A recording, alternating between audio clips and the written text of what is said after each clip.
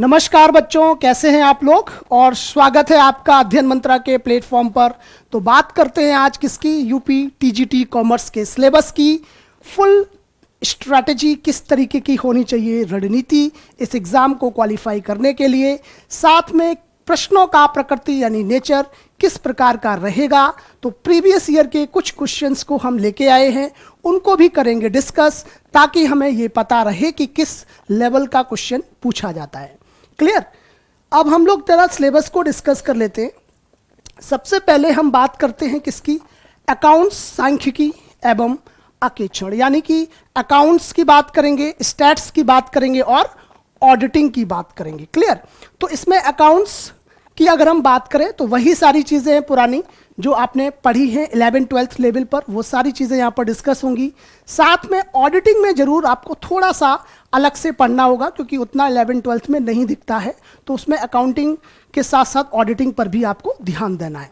Plus आपका रहेगा stats. Stats आप जानते ही हैं, शुरू से पढ़ते आए हैं, मीन मीडियन मोड क्या रहता है। साथ में आप कुछ इंपॉर्टेंट जो इसके टेक्निक से स्टैट्स की वो भी देखेंगे, प्लस सैम्पलिंग, नॉन सैम्पलिंग ये भी देखेंगे, कोरिलेशन वगैरह थोड़ा बहुत आप इसमें देखेंगे, क्योंकि एक्सक्लूसिवली ये मेंशन नहीं है, बट स्टिल जो प्रीवियस ईयर के पेपर है उसमें थोड़ा सा दिख रहा है कि कोरिलेशन से एक आध प्रश्न पूछा गया है, जैसे पॉजिटिव कोरिलेशन, जीरो कोरिलेशन या फिर नेगेटिव कोरिलेशन।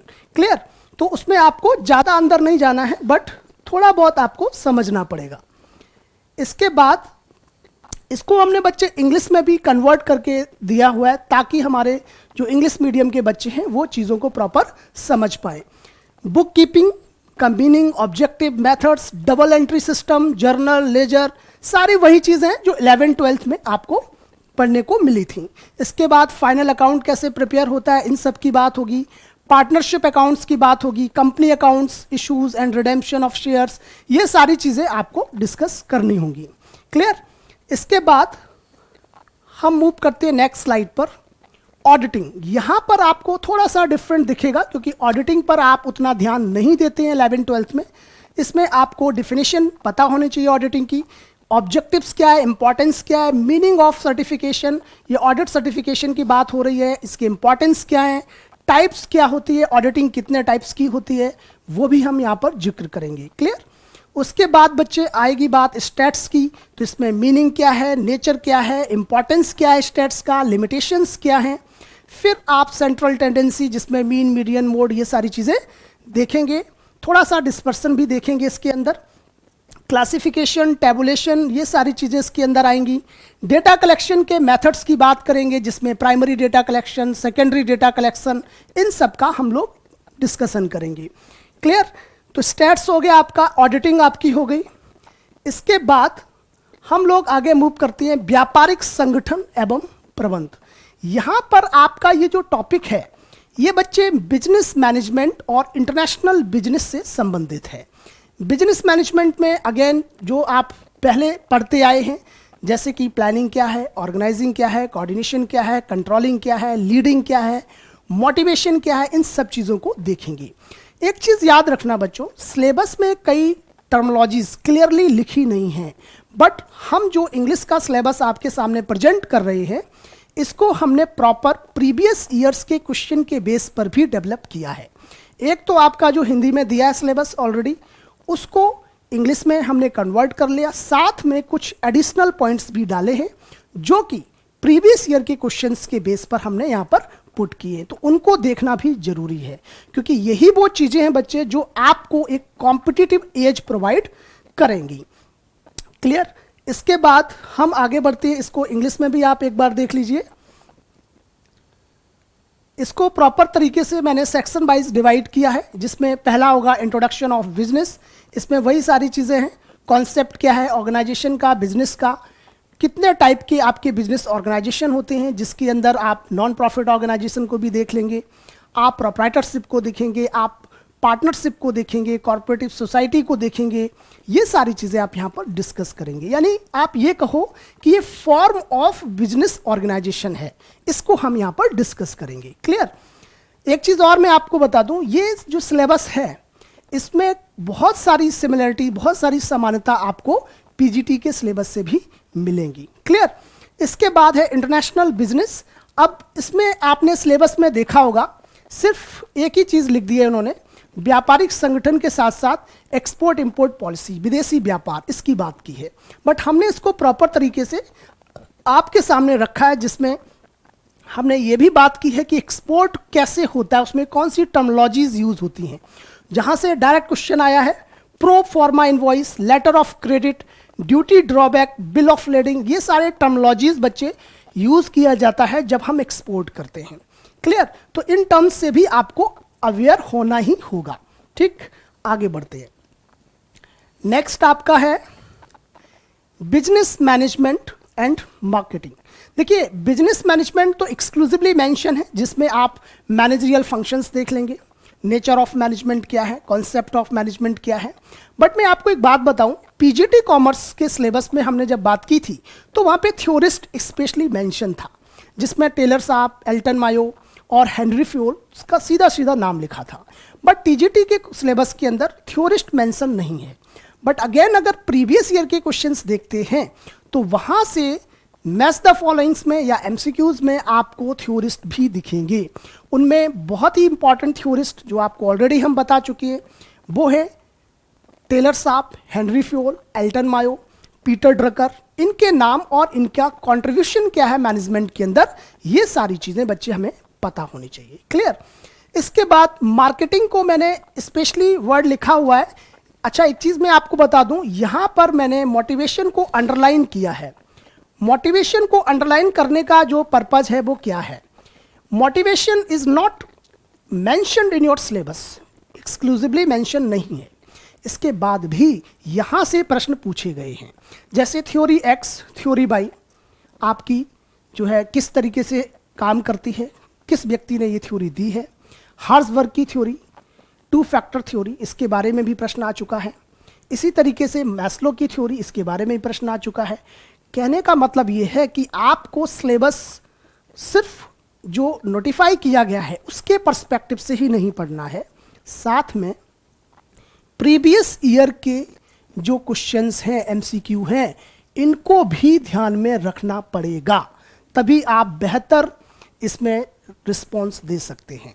और इसके लिए आप केबीएस के, DSSB के, एचटेट के, यूपी के प्रीवियस ईयर के क्वेश्चंस को एनालिसिस कर ले, ताकि आपके दिमाग में ये चीज़ें रहें कि हमारा जो पढ़ने का लेवल है वो किस तरीके का होगा। वैसे जो आपकी ऐप पर क्लास जाएंगी उसमें हम ये सारी चीज़ें डिस्कस करेंगे, आपको मॉक टेस्ट भी कराएंगे।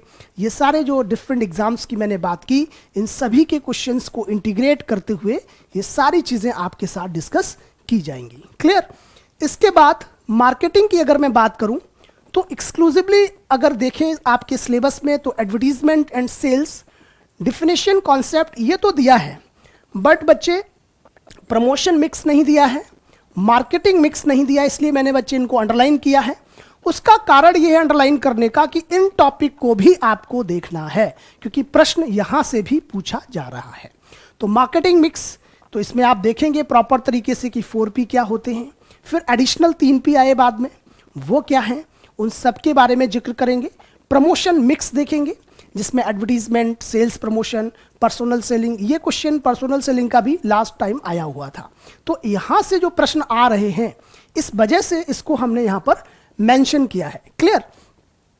इसके बाद हम करते हैं मूव नेक्स्ट में।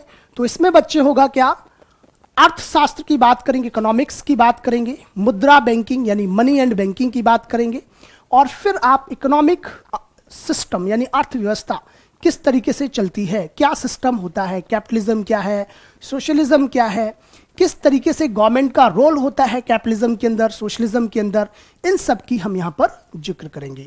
इकोनॉमिक सिस्टम को इन्फ्लुएंस करने वाले वो कौन से फैक्टर हैं, उनकी भी बात करेंगे। इन्फ्लेशन की भी जिक्र इसके अंदर होगी। साथ में ये प्रॉपर तरीके से आप देख सकते हो, इंग्लिश में प्रॉपर हमने इसको डिवाइड किया हुआ है। Economics, definition of economics, MPC, marginal utility, total utility, elasticity of demand, means of production, ये काफ़ी इंपॉर्टेंट टॉपिक है मीन्स ऑफ प्रोडक्शन का, यहाँ से प्रश्न आता है। Law of return, principle of population, type of exchange market, है ना, जिसमें बीएससी क्या है, एनएससी क्या है, ये सब आपको पता होना चाहिए, निफ्टी वगैरह, सेंसेक्स, ठीक है, यहाँ से प्रश्न आता है। इसके बाद टाइप ऑफ मार्केट है, तो ये ऑलरेडी आप जैसे पीजीटी में था उसी टाइप का रहेगा। परफेक्ट मार्केट क्या है, इम्परफेक्ट मार्केट क्या है, फिर उन इम्परफेक्ट के अंदर क्या क्या डिवीज़न है, वो सारे बच्चे आपको देखने हैं, ठीक है। इसके बाद principle of distribution, principle of marginal productivity, ये सारी चीज़ें हमारी किस में रहेंगी बच्चे, इकोनॉमिक्स के अंदर रहेंगी, क्लियर। इसके बाद होगा आपका टॉपिक नेक्स्ट, वो होगा मनी एंड बैंकिंग। तो मनी एंड बैंकिंग में आप डेफिनेशन ऑफ मनी देखेंगे, स्कोप देखेंगे, फंक्शन देखेंगे, role of money in capitalist economy and socialist economy, दोनों को देखेंगे। सोशलिस्ट इकोनॉमी जो कि गवर्नमेंट कंट्रोल्ड होती है, सबको पता है। कैपिटलिस्ट इकोनॉमी जहां पर इंडिविजुअल के पास पावर होती है, आपके हमारे पास पावर होती है, हम जो चाहें वो बिजनेस कर सकते हैं। और तीसरा जो जिक्र नहीं किया है यहाँ पर, बट वो हमारे देश में आपको दिखेगा, क्या, मिक्स इकोनॉमी, तो उसकी भी हम लोग करेंगे बात, क्योंकि वो भी एक तरीके से इसमें इनबिल्ट टॉपिक है, ठीक है। इसके बाद law of the monetary system, हम ये भी देख लेंगे। आपने पढ़ा होगा मॉनेटरी पॉलिसी के बारे में, तो उसकी भी हम जिक्र करेंगे, क्योंकि रिजर्व बैंक ऑफ इंडिया जो कि सोल रिस्पॉन्सिबल है मॉनेटरी पॉलिसी के लिए, तो वहाँ पर आप बैंक रेट है, रेपो रेट है, रिवर्स रेपो रेट है, इनके बारे में भी जानकारी हमें होनी चाहिए, क्लियर। इन्फ्लेशन की भी बात हो जाएगी, वैसे इकोनॉमिक्स में ही कवर हो जाएगा। देन आपका बच्चे बैंकिंग होगा, टाइप ऑफ बैंकिंग, फंक्शन क्या है बैंकिंग का, आरबीआई का क्या फंक्शंस होता है, आरबीआई किस तरीके से काम करती है, कमर्शलाइजेशन ऑफ बैंक्स, ये सारी चीज़ें हम लोग देखेंगे इसके अंदर, ठीक है। नेक्स्ट आपका है, फटाफट हम लोग सिलेबस कवर करते हैं क्योंकि इसमें बहुत ज़्यादा टाइम नहीं चाहिए। इंडियन इकोनॉमी, इंडियन इकोनॉमी के बारे में हम समझेंगे, भारत की अर्थव्यवस्था क्या है, कैसे चलती है, तो इसमें कई सारे इंपॉर्टेंट टर्मोलॉजीज हैं, उनकी बात करेंगे। Factor of economic environment, problem of population, problem of agriculture या चैलेंजेस कह सकते हैं, प्रॉब्लम ऑफ फॉरेन ट्रेड। अब ये फॉरेन ट्रेड में क्या समस्याएं आ रही हैं, क्या इश्यूज, चैलेंजेस हम और आप फेस करते हैं। अब देखो ये जो वर्ड इन्होंने लिखा है प्रॉब्लम ऑफ फॉरेन ट्रेड, इसको मैं थोड़ा सा अगर आपको डिस्कस करना चाहूँ तो फॉरेन ट्रेड में समस्याएं क्या हैं, तो समस्याएं के लिए आप थोड़ा सा जिक्र हम WTO का भी करेंगे। WTO सभी जानते होंगे बच्चे, वर्ल्ड ट्रेड ऑर्गेनाइजेशन। वैसे तो ये जो टॉपिक है ये इंटरनेशनल बिजनेस का टॉपिक है, बट आपके सिलेबस में बहुत सिस्टमैटिक वे से रखा हो गवर्नमेंट ने, इस तरीके की चीज़ें आपको कम देखने को मिलेंगी, और इसी वजह से हमने आपके सिलेबस को सिस्टमैटिक तरीके से इंग्लिश में कन्वर्ट करके रखा हुआ है, क्लियर। तो WTO की फंक्शनिंग क्या है इसकी भी हम बात कर लेंगे, क्योंकि WTO बहुत सारी चीज़ों को रेगुलेट करती है। इंटरनेशनल ट्रेड पूरी तरीके से WTO के अंदर जो है रेगुलेटेड है, तो क्या क्या समस्याएं गवर्नमेंट्स फील करती हैं ये भी हम डिस्कस कर लेंगे, ठीक है। चलो आगे मूव करते हैं। नेक्स्ट आप देखेंगे तो आपके कुछ प्रीवियस ईयर में जो क्वेश्चंस आए हैं उनकी हम बात करेंगे। अब यहां पर आपको थोड़ा सा समझना है, अभी तक आपने जो सिलेबस डिस्कस किया उसमें जो मेजर सेक्शन थे जिस पर आपको फोकस रखना है वो क्या थे, number 1 accounting, number 2 auditing, number 3 statistics के अंदर आपको बहुत ज़्यादा डिटेल में नहीं जाना है, बट यस जो टॉपिक लिखे हुए उनको MCQ के पर्सपेक्टिव से स्टडी करनी है। अब PG लेवल में चले जाएंगे तो फिर वो कहीं ना कहीं आपको दिक्कत करेगा। मास्टर्स लेवल का स्टैट्स आपके इसमें नहीं आता है, क्योंकि प्रीवियस ईयर के क्वेश्चंस आप देखोगे तो उसमें आपको 12th तक का या फिर कुछ क्वेश्चंस ग्रेजुएशन लेवल का दिखेगा। ये जो MCQ हमने रखे हुए हैं आपके सामने, इसका पर्पज ये है कि आप एक तो ये समझें कि प्रकृति क्या है क्वेश्चन की, जिससे कि पढ़ते समय आपका फोकस उसी तरीके का होना चाहिए जैसे प्रश्न आ रहे हैं। दूसरी चीज़, प्रश्न ज़्यादातर आप देखोगे 10 to 20% रिपीट भी हो रहा है। 20% क्वेश्चन तो आपको सीधा सीधा रिपीटेड मिलेगा। उसका कारण ये है कि अगर आपने कई सारे एग्जाम्स जो जैसा कि मैंने पहले बताया था, KBS का, DSSB का, UP वाला, एचटेट वाला, इन सब के प्रीवियस ईयर के क्वेश्चंस आपने लगा लिए तो बहुत ज़्यादा अच्छे से आप कवर कर लेंगे ये 20% क्वेश्चन जो एकदम रिपीट होते हैं। बाकी के जो क्वेश्चंस हैं वो रिपीट नहीं है, बट उनका नेचर उसी तरीके का है। फॉर एग्जाम्पल यहाँ पर हमने क्वेश्चन रख दिया, management by objective was propagated bye, यानी MBO, सबको पता है ना ये MBO किसने दिया, एमबीओ किसने दिया? एमबीओ दिया है पीटर ड्रकर ने, ठीक है। तो इस तरीके का प्रश्न आपके सामने जो मैंने रखा है ये प्रीवियस ईयर में आ चुका है। अब मैं इसको थोड़ा सा मूव कर देता हूं। किस तरीके का प्रश्न हो सकता है? प्रश्न ऐसा हो सकता है, division of work, division of work किसने दिया? अब उसमें ऑप्शन दे दिया मैंने एफ.डब्ल्यू. टेलर, ऑप्शन दे दिया हेनरी फ्योल, ऑप्शन दे दिया हमने मैकग्रेगर, ऑप्शन दे दिया हमने हर्जबर्ग। अब आपको टिक करना है। तो कई बच्चे ने हेनरी फ्योल के 14 प्रिंसिपल पढ़े होंगे, आपको याद होगा।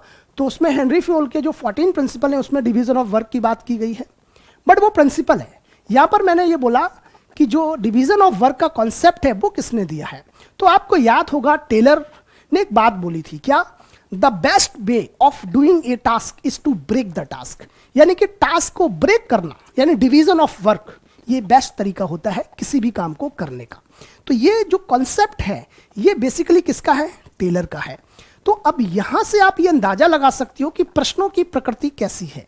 अब जरूरी नहीं है कि वो सीधा सीधा रिपीट क्वेश्चन हो, ये भी हो सकता है कि उस टाइप के क्वेश्चंस आपके सामने हों।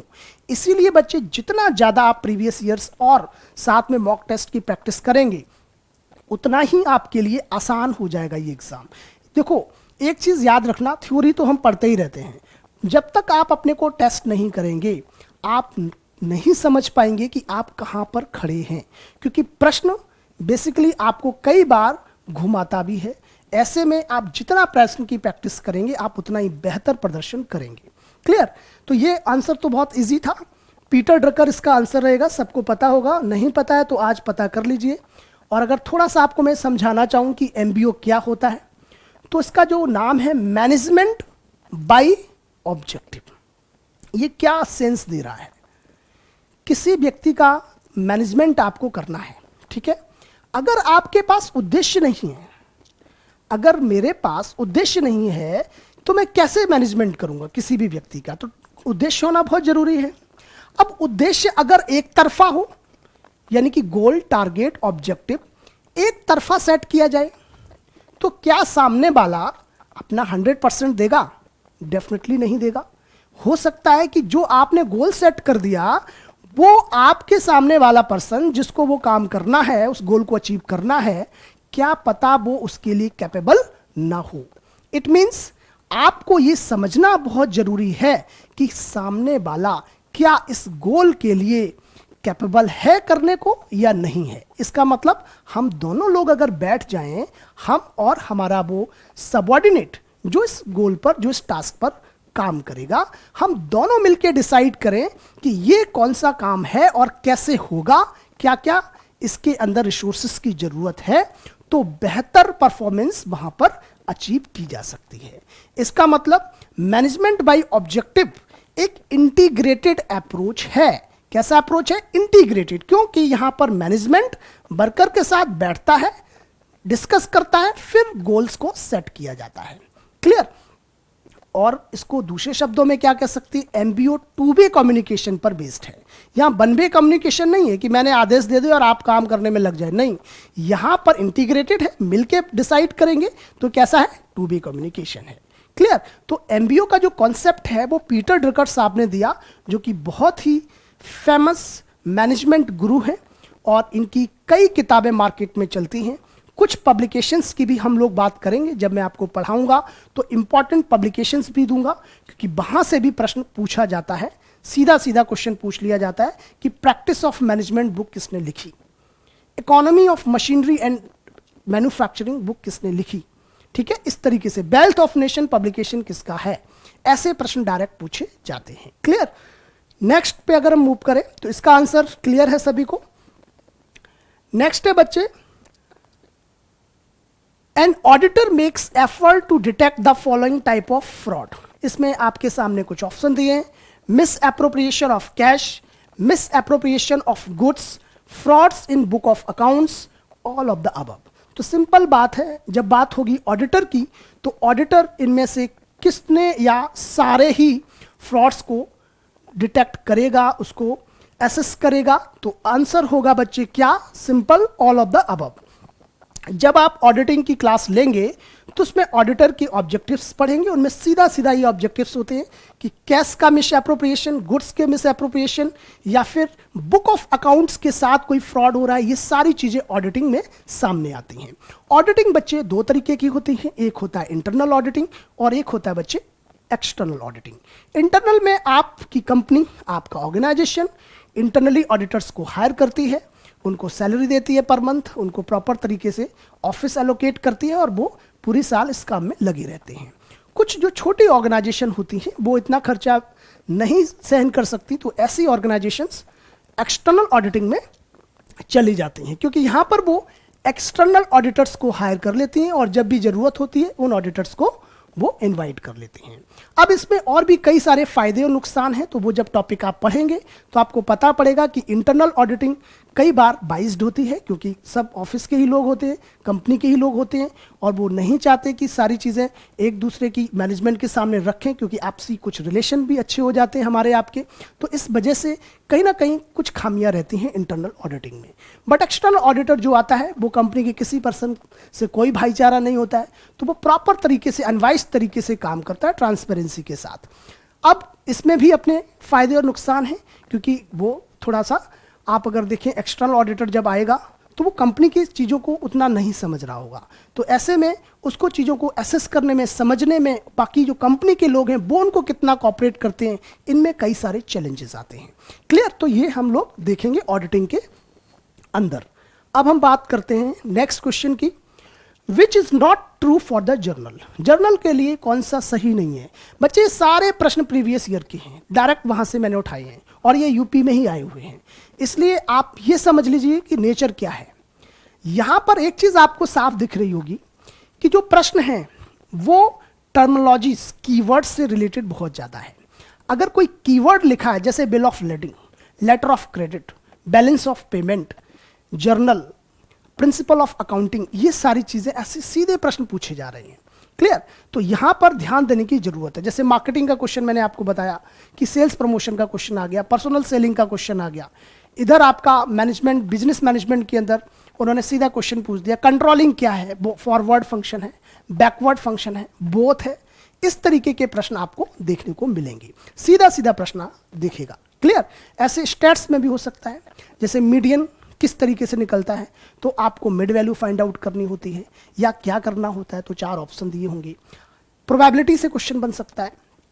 प्रोबेबिलिटी कितने टाइप की होती है, तो नॉन प्रोबेबिलिटी, आपकी प्रोबेबिलिटी के अंदर आप देखोगे 2 तरीके की दिखेगी। एक तो वो होती है जिसमें सिंपल रैंडम सैम्पलिंग होती है और एक होती है जिसमें स्ट्रैटिफाइड सैम्पलिंग होती है। और भी कई टाइप से, वो हम लोग डिस्कस करेंगे जब वो टॉपिक पढ़ाएंगे, जिसमें स्ट्रैटिफाइड है, क्लस्टर सैम्पलिंग है, सिस्टमैटिक सैम्पलिंग है, मल्टी स्टेज सैम्पलिंग है, ये सारी चीज़ें हम जिक्र करेंगे। देखो मैं जो बोल रहा हूँ उसमें एक चीज़ ध्यान देना, जितना टर्म्स आपके क्लियर होंगे उतना ही अच्छा आप स्कोर करेंगे। यहाँ पर लिखना नहीं है आपको कि आपको क्वेश्चन पूछा जाए मल्टी स्टेज सैम्पलिंग पे लिखो तो आपको 200 वर्ड में लिखना है, ऐसा नहीं है। यहाँ पर सीधा सीधा प्रश्न एमसीक्यू में आ रहा है, मल्टीपल चॉइस क्वेश्चन है, तो आपका कीवर्ड्स जितना क्लियर होगा आप उतना ही बेहतर आंसर देंगे।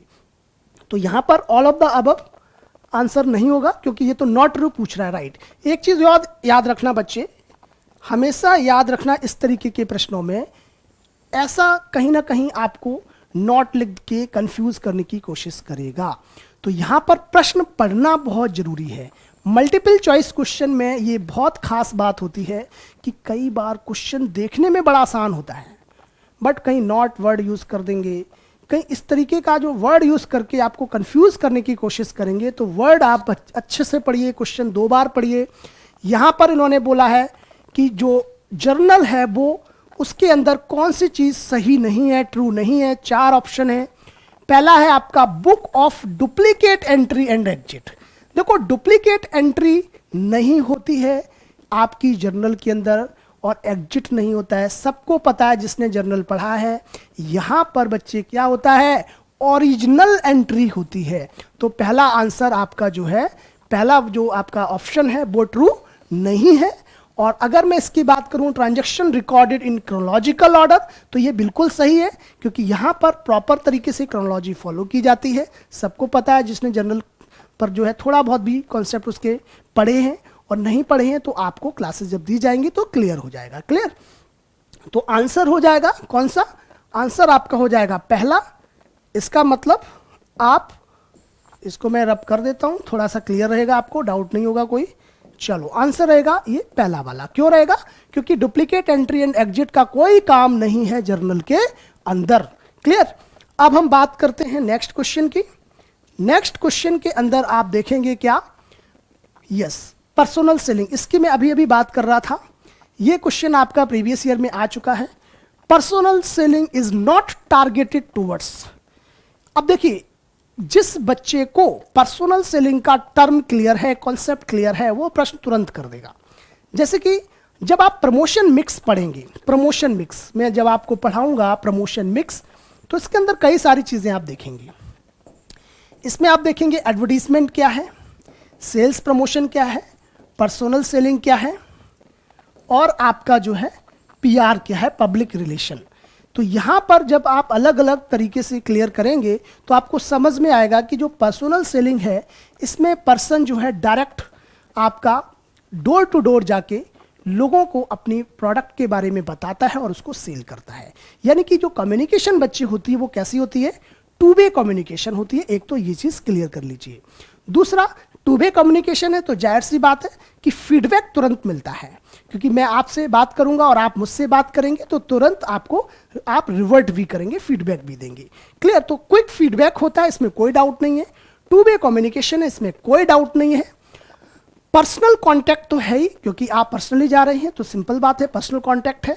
अब बात आती है मास ऑडियंस की, तो ये सही नहीं है, क्योंकि पर्सनल सेलिंग के अंदर आप 1 to 1 जाते हैं, ना कि एक साथ आप हजारों लाखों लोगों से बात करते हो। ये बिल्कुल गलत है। इसमें अगर सही चीज होती तो वो होती एडवर्टीजमेंट, क्योंकि जो बच्चे एडवर्टीजमेंट होती है, एडवर्टीजमेंट हमेशा मास ऑडियंस के लिए होती है। देखो, टेलीविजन में ऐड आता है, सिंपल। तो टेलीविजन में जो एडवर्टीजमेंट होता है, जिसको हम इलेक्ट्रॉनिक एडवर्टीजमेंट बोल दें, ठीक है, या न्यूज़पेपर में आता है जिसको प्रिंट एडवर्टीजमेंट बोल देती है, प्रिंट मीडिया, वहां पर एक साथ, जैसे अखबार में, न्यूज़पेपर में अगर आपने कोई ऐड निकाल दिया तो एक साथ हजारों लाखों लोग उसको देखते हैं। तो वहां टारगेट आपका मास ऑडियंस का होता है, और वो 1 वे कम्युनिकेशन होती है। क्लियर? टीवी में ऐड देख रहे हैं आप, न्यूज़पेपर में ऐड देख रहे हैं, मैगजीन में ऐड देख रहे हैं, तो क्या आप कम्युनिकेट कर पाते हैं? उस समय नहीं कर पाते हैं। इसका मतलब 1 वे कम्युनिकेशन आपका होता है क्या? एडवर्टीजमेंट। तो कहीं ना कहीं मास ऑडियंस जो है वो पर्सनल सेलिंग का पार्ट नहीं है। क्लियर? सिंपल। तो इसका आंसर बच्चे क्या हो जाएगा? इसका आंसर हो जाएगा number 1 option, that is what? Mass audience. Clear? Next पे मूव करते हैं। नेक्स्ट है बच्चे, मैकग्रेगर हैज propounded। देखो, मैकग्रेगर साहब ने क्या थ्योरी दी, इससे एक प्रश्न पूछा जाता है। अब मैंने यही आपको पहले बताया था कि मोटिवेशन लीडरशिप का बहुत एक्सक्लूसिवली डिस्कशन नहीं किया गया सिलेबस के अंदर, यानी कि जो गवर्नमेंट ने सिलेबस नोटिफाई किया है उसमें मोटिवेशन वर्ड यूज नहीं है, अभिप्रेरणा वर्ड यूज नहीं है, उसके बाद भी प्रश्न पूछा जा रहा है। इसलिए मैं आपसे कहता हूं कि आपके प्रीवियस ईयर के क्वेश्चन आपका पढ़ाई का पैटर्न तय करते हैं। सिलेबस एक फ्रेमवर्क जरूर है, बट आपको कुछ चीजें अपनी ऐड करनी पड़ेंगी। क्लियर? तो इसीलिए ये क्वेश्चन हमने आपके सामने रखा है। तो सिंपल सा क्वेश्चन है ये। मैकग्रेगर साहब ने थ्योरी जो प्रपाउंड की है वो एक्स भी की है और वाई भी की है, तो आंसर बच्चे होगा बोथ। एक्स थ्योरी आपने पढ़ी होगी 11th-12th में। एक्स थ्योरी कहती है, ये बिलीव करती है, एक तरीके से लीडरशिप थ्योरी है ये। एक्स थ्योरी बिलीव करती है कि लोग आलसी होते हैं, लेजी होते हैं। अगर आप उनके आगे पीछे डंडे लेकर, स्टिक लेके घूमेंगे तब वो काम करेंगे। उनको मॉनिटरिंग करते रहिए, उनकी कंट्रोलिंग होनी चाहिए। तो ये थ्योरी आपकी जो एक्स थ्योरी है, ये कहीं ना कहीं लीडर को ऑटोक्रेटिक बना देती है, टफ बना देती है, रिजिड बना देती है। तो इसलिए हम इसको बोलते हैं theory x. Clear? Theory by क्या कहती है? थ्योरी बाई बिलीव करती है कि पीपल आर नॉट लेजी, लोग आलसी नहीं हैं। ध्यान रखना, इसके अंदर लेजी का वर्ड, लेजीनेस का यूज जो है नहीं होगा। लोग आलसी नहीं हैं। थ्योरी बाई कहती है लोग इनोवेटिव हैं, लोग कोऑपरेटिव हैं, लोग प्रोएक्टिव हैं। प्रोएक्टिव का मतलब खुद से काम करना, अपने अंदर से आना चाहिए कि मुझे आज ये काम करना है। अब हर बार मैं ही आपको बताऊं कि ऐसे पढ़िए, नहीं, एक बार मैंने बता दिया, अब आपके अंदर से भी चीज़ें आनी चाहिए कि मुझे क्या क्या देखना है, कैसे कैसे करना है। इसको बोलते हैं बच्चे प्रोएक्टिव अप्रोच। क्लियर? तो कहीं ना कहीं थ्योरी बाई जो है वो बात करती है इनोवेशन की, प्रोएक्टिवनेस की। वो कहते हैं कि लोग बहुत समझदार हैं, उनको मौका तो दो काम करने को, फिर देखो वो कितना अच्छा परफॉर्मेंस देते हैं। ये थ्योरी बाय बिलीव करती है। दोनों के अपने फायदे नुकसान हैं, ये हम लोग डिस्कस करेंगे लीडरशिप के अंदर। क्योंकि थ्योरी बाय अगर आपने ज़्यादा फॉलो कर दी, थ्योरी बाय वाला लीडर कैसा होगा बच्चे? डेमोक्रेटिक लीडर होगा, पार्टिसिपेटिव लीडर होगा, लोगों से मिलजुल के काम कर पाएगा। बट कई बार आपका मिसयूज भी कर लिया जाएगा ऑर्गेनाइजेशन के अंदर, तो इस पर भी थोड़ा ध्यान देना है। इसीलिए बच्चे फैक्ट्री में जहां लेबर काम करता है, थ्योरी एक्स का इंप्लीमेंटेशन ज्यादा दिखेगा। जहां सर्विस इंडस्ट्री है, सॉफ्टवेयर इंडस्ट्री, एजुकेशन इंडस्ट्री, या जहां पर स्किल्ड लोग काम करते हैं, पढ़े लिखे लोग काम करते हैं, वहां थ्योरी बाई आपको ज्यादा दिखेगी। क्योंकि अगर एक्स थ्योरी आपने यूज कर दी, आपने लठ लेके घूमना शुरू कर दिया लोगों के आगे पीछे, तो भाई पढ़ा लिखा आदमी, समझदार आदमी, स्किल्ड पर्सन स्विच कर जाएगा आपकी कंपनी। क्लियर? तो कहीं ना कहीं आपको ये चीजें समझनी है। तो सिंपल है ये अप्रोच। आगे बढ़ते हैं। तो इसका आंसर सी हो जाएगा, बोथ। नेक्स्ट क्वेश्चन है बच्चे, stationery mart will debit the purchase of stationery to. Simple, ये तो बहुत ही सिंपल क्वेश्चन है और सीधा ऐसे ही क्वेश्चंस आपके कई सारे पूछे गए हैं। तो अब इतने सारे क्वेश्चंस को मैं यहाँ नहीं ला सकता था, बट मैंने कोशिश की है कि हर एक सेक्शन का एक दो क्वेश्चंस डाला जाए ताकि आपको उनकी प्रकृति समझ में आए। तो बहुत ही इजी क्वेश्चन है, इसका आंसर आप खुद दे देंगे। तो ये जब आप इसको देखेंगे वीडियो को, तो उसके अंदर आप आंसर इसका जरूर दें। ये आंसर मैं नहीं बताऊंगा, बहुत इजी आंसर है, आप बताएंगे। क्लियर? चलो आगे बढ़ते हैं। नेक्स्ट आपका जो रहेगा, that is what, who is called father of economics. ये मैंने जो अभी लास्ट पीजीटी का क्लास लिया था उसमें भी बताया था। Adam Smith father of economics है। इसमें कुछ बहुत बड़ा चीज़ नहीं है, सिंपल आपको ये माइंड में होना ही चाहिए और होगा भी, सबके माइंड में है कि इकोनॉमिक्स के फादर कौन है। अब क्वेश्चन जरूरी नहीं है कि इस बार के एग्जाम में यही आए, फादर ऑफ इकोनॉमिक्स। ये मैंने सिर्फ इसलिए क्वेश्चन को उठाया है क्योंकि ये प्रीवियस ईयर में आया हुआ है, कि आपको ये भी पता होना चाहिए। कुछ ऐसे क्वेश्चन भी रखते हैं, जैसे कि फादर ऑफ साइंटिफिक मैनेजमेंट पूछा जा सकता है इस बार, तो आंसर क्या होगा? FW Taylor. ऑपरेशन मैनेजमेंट की थ्योरी किसने दी? आंसर क्या होगा? Henry Fayol. ब्यूरोक्रेटिक अप्रोच किसका है? आंसर क्या होगा? Max weber. ऐसे प्रश्न पूछे जा सकते हैं, जैसे MBO को आया था पीटर ड्रकर। ठीक है, तो इस तरीके के प्रश्न भी पूछे जाएंगे। क्लियर? चलो नेक्स्ट पे मूव करते हैं। The middle value of N ordered array of number is the. बहुत इजी क्वेश्चन है, सबको पता है मिडिल वैल्यू किस में निकालते हैं। मीन तो भाई एवरेज निकालते हैं, सबको पता है। मीन में एवरेज निकालते हैं, और मोड में क्या निकालते हैं? मोड में सबको पता है, हम निकालते हैं कि वो कौन सी संख्या है जिसकी फ्रीक्वेंसी सबसे ज़्यादा है, जो सबसे ज़्यादा बार आया है। For example 2, 3, 4, 2, 9, 2। अब मैं ये बोलूं कि बच्चे बताओ इसमें मोड क्या होगा, तो बच्चे आंसर क्या होगा? आंसर होगा 2, क्योंकि जिसकी सबसे ज़्यादा फ्रीक्वेंसी है वही मोड होता है। मीन क्या होगा? मीन में हम सबको ऐड कर देंगे और divided by number of items, यानी कि सबको ऐड कर दीजिए और जितनी संख्या है उससे उस एडिशन में उस संख्या का भाग दे दीजिए, तो सिंपल आपके सामने मीन आ जाएगा। ठीक है, सबको पता है ना, sigma x divided by n, ये मीन का फॉर्मूला हो गया।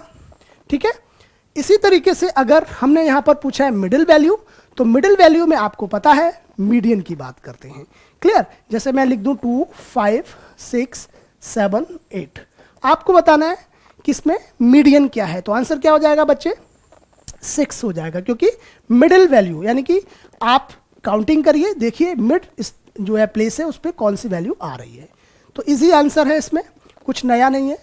अब हम बात करते हैं नेक्स्ट क्वेश्चन की, देखते हैं क्या है क्वेश्चन। अब देखिए स्टैट्स का भी क्वेश्चन कवर हो रहा है, अकाउंट्स का भी कवर हो गया, और आपका बिजनेस मैनेजमेंट भी कवर हो गया। अब लो स्टैट्स का एक और क्वेश्चन आपके सामने है। The most subjective response comes through. देखिए सब्जेक्टिव रिस्पॉन्स की बात की है। अब वैसे तो ये पूरा टॉपिक है अपने आप में, ये सैम्पलिंग का क्वेश्चन है। बच्चे आपको पता होगा एक मिनट, इसको जरा रेड ले लेता हूँ। लो, ये तो आपका थैंक यू भी कर गया, कोई बात नहीं। वापस आते हैं। इसका मतलब ये हम लोग लास्ट क्वेश्चन डिस्कस कर रहे थे, क्लियर। चलो, द मोस्ट सब्जेक्टिव रिस्पॉन्स की अगर हम बात कर लें तो इसमें बच्चे होगा क्या, एक मिनट, यस। अब हम इसमें थोड़ा सा आपको समझा देते हैं कि जो आपकी सैंपलिंग होती है,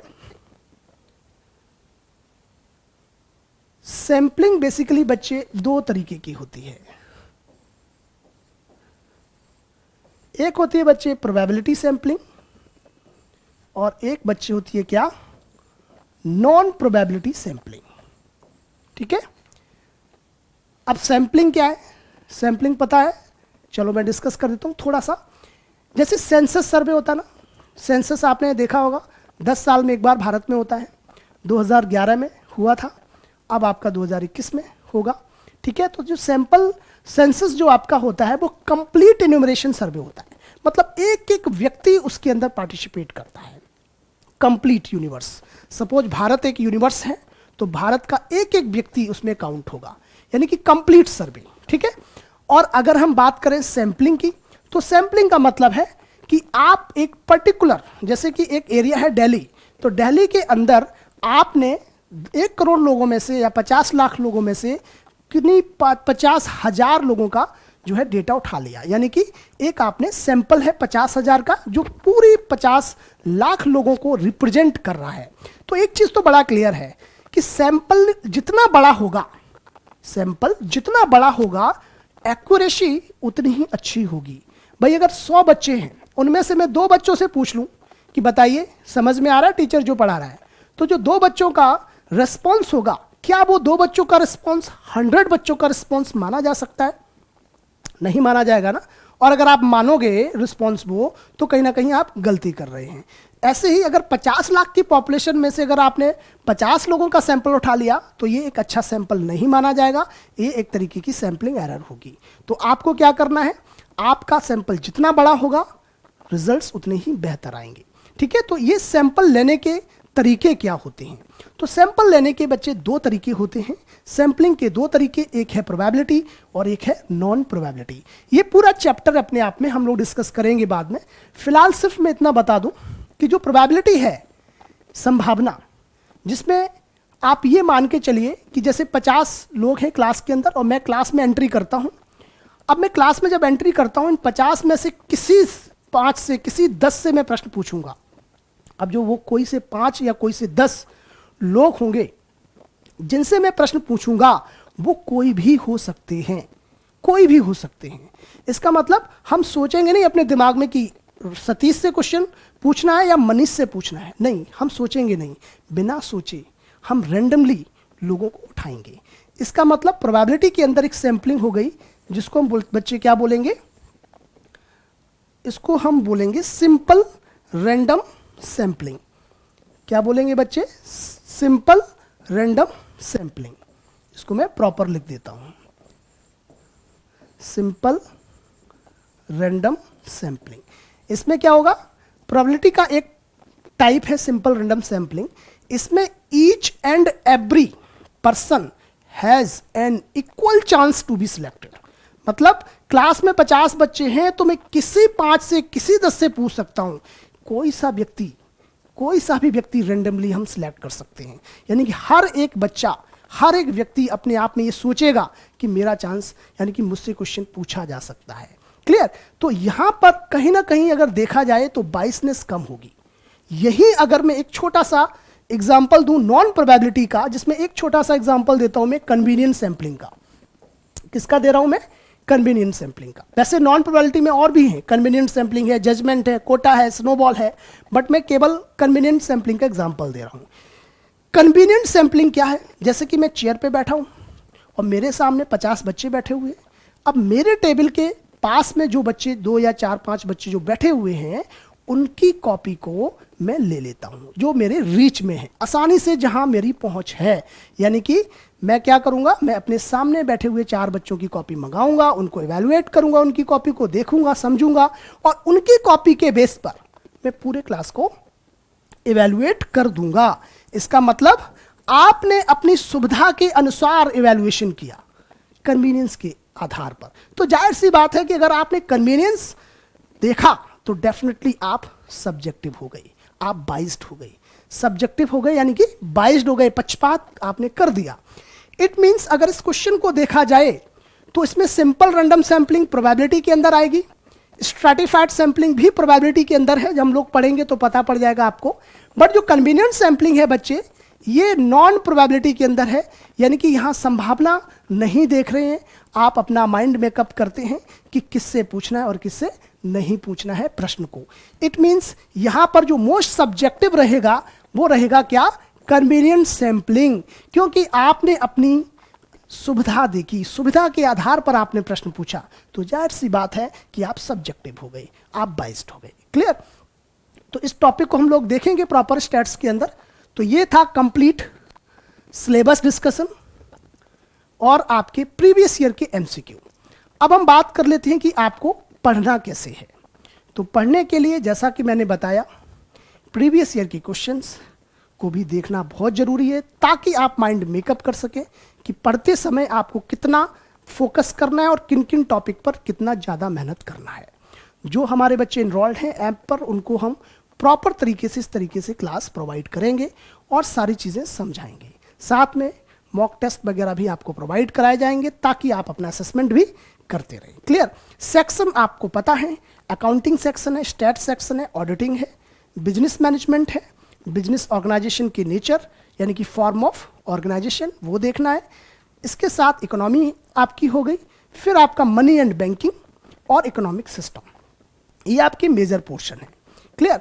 इसमें अगर आप देखोगे तो 25% क्वेश्चन तो बिजनेस मैनेजमेंट और आपके फॉर्म ऑफ ऑर्गेनाइजेशन यहाँ से आपको दिख जाएंगे, जिसमें कुछ क्वेश्चंस मार्केटिंग के भी हो सकते हैं, जो मैंने आपको सिलेबस में डिस्कस किया। 25 सीधे यहाँ से रहेंगे।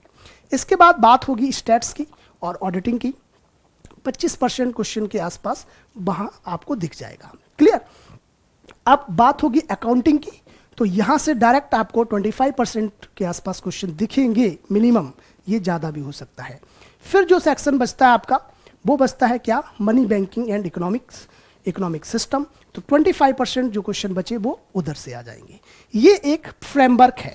अब ये फ्रेमवर्क है, पत्थर की लकीर नहीं है, क्योंकि इसमें हो सकते हैं कि 4-5 क्वेश्चन ऊपर नीचे हों, तो इसीलिए हम लोग बेहतर तरीके से प्रैक्टिस करें, ताकि एक भी प्रश्न ना छूटे। यानी कि सिलेबस जो दिया है वो तो दिया ही है, साथ में हम प्रीवियस ईयर के पेपर के आधार पर अपनी पढ़ाई को जारी रखें। तो आज के लिए इतना काफ़ी है। ये रहा टीजीटी का कंप्लीट डिटेल। इसके बाद ऐप पर आपको क्लास मिलना शुरू हो जाएंगी। ठीक है? तो आज के लिए done. All the best guys, पढ़ते रहिए, खुश रहिए, मस्त रहिए। Okay, bye, take care.